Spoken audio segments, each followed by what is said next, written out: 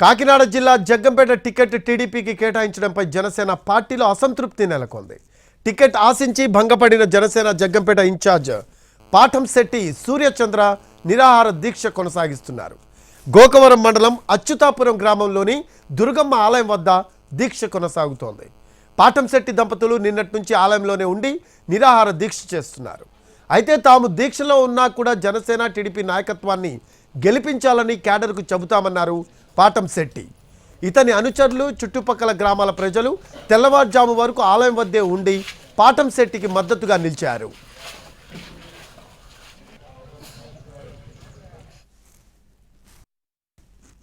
వాళ్ళందరితోని కూడా సంప్రదించాం. వాళ్ళందరూ కూడా మరి ఇండిపెండెంట్గా పోటీ చేయండి అని చెప్పేసి అందరూ కూడా ఒత్తిడి చేస్తూ ఉన్నారు. కానీ నేను ధర్మాన్ని తప్పను. నా దగ్గర డబ్బు లేకపోయినా నా దగ్గర ధర్మంతోనే ఉంటాను. నేను ధర్మో రక్షిత రక్షిత, అదే నేను నమ్ముతాను. తప్పకుండా ధర్మంతోనే ఉంటాను, ధర్మాన్ని పాటిస్తాను నేను. మరి మిగిలిన మిత్రులందరూ ఇండిపెండెంట్గా పోటీ చేయమన్నా కూడా ఇండిపెండెంట్గా పోటీ చేస్తే నేను గెలవచ్చు, వాడవచ్చు. కానీ ఇక్కడ తెలుగుదేశం పార్టీ అభ్యర్థి ఓడిపోతారు. ఏదైతే పవన్ కళ్యాణ్ గారు జగ్గంపేట నియోజకవర్గంలో తెలుగుదేశాన్ని గెలిపించాలని ఆయన మనస్ఫూర్తిగా కోరుకున్నారో అదే తెలుగుదేశం పార్టీని ఇక్కడ గెలిపించి పవన్ కళ్యాణ్ గారి ఆశయాన్ని ఇక్కడ నేను నెరవేరుస్తాను. అదే రకంగా నా ఆశయం నాలాంటి సామాన్యులు బలవకుండా నా ఆశయాన్ని కూడా నేను నెరవేరుస్తానని చెప్పి సందర్భంగా తెలియజేస్తున్నాను.